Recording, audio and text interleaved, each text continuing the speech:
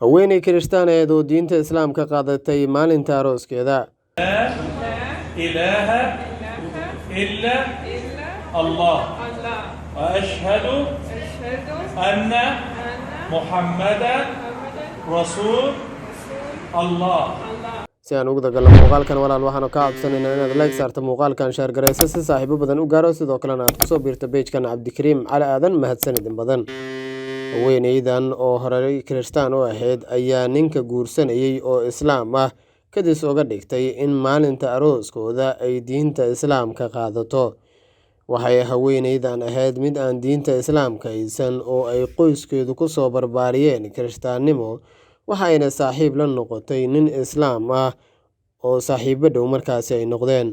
ninka ay saaxiibka la ahayd ayay ku heshiiyeen in ay isguursadaan maadaama ay ka heshay dhaqankiisa iyo daacadnimadiisa, maadaama uu ahaa nin aad u ixtiraama.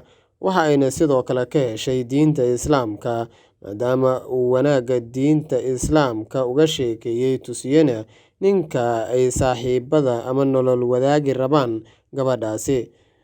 ninka markii ay ku heshiiyeen in ay isguursadaan oo nolosha ay wadaagaan ayay gabadhu waxay go'aansatay in ninka ay nolosha ay la wadaagayso oo ay saaxiibo dhow yihiin kana ay heshay in ay kadis uga dhigto inay qaadato diinta Islaamka oo saaxiibkeed nolosha ay la bilowdo ama markaasi ay nolosha la wadaagayso ay diinta ama isku diinba yihiin.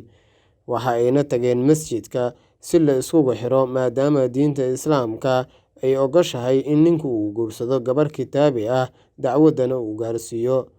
markii ay masjidka yimaadeen ayay si kadisa saaxiibkeed haweeneydan ugu sheegtay in ay diinta Islaamka qaadanayso, isla markaana faraxadii ay ka dambadatay ninka gabadhan nolol la wadaagi rabay. imaamka masjidka ayaana waxa uu shaatiinka u qabtay gabadhan soo islaamtay.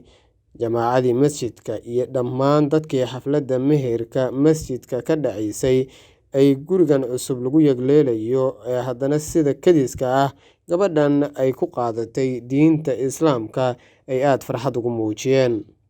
gabadha ayaa markii hore aan u sheegin ninkan ay nolosha la wadaagayso, isla markaana in la isku xiro ay masjidka u yimaadeen in ay diinta Islaamka qaado doonto, balse dabcigiisa iyo wanaagiisa maadaama ay ka heshay intaasi ugu ekeysay in ay u guursan doonto. balse xaaladdu ay isbedeshay kadib markii ay masjidka yimaadeen oo gabadhan ay sheegtay in ay qaadanayso diinta Islaamka. isla goobtii xafladda meherka ah ee masjidka gudihiisa ay ka dhacaysay, taasi oo culimadii iyo dhammaan dadkii kasoo qayb galayba ay farxad muujiyeen. gabadhiina halkaasi ay diinta Islaamka ku qaadatay oo qoyskan ay dhammaantood ku noqdeen qoys wada Islaam ah.